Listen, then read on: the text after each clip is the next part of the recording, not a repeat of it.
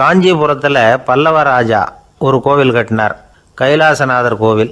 அதுக்கு கும்பாபிஷேகம் பண்ணுறதுக்கு ஒரு நாள் குறிப்பிட்டு அதுக்கு வேண்டிய ஏற்பாடுகள்லாம் பண்ணினார்.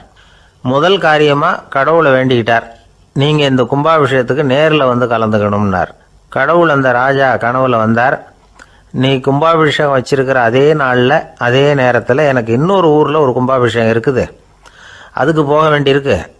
அதாவது திருநின்ற ஊரில் என்னுடைய பக்தர் ஒருத்தர், அவரும் ஒரு கோயில் கட்டி கும்பாபிஷேகம் செய்கிறார், நான் அதுக்கு போக வேண்டியிருக்கு, அதனால் உன்னுடைய தேதியை நீ மாற்றி வச்சுக்கோ அப்படின்னார்.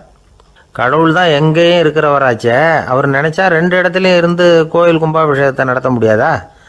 ஏன் அப்படி செய்யலை? அது ஒரு முக்கியமான காரணத்துக்காகத்தான்.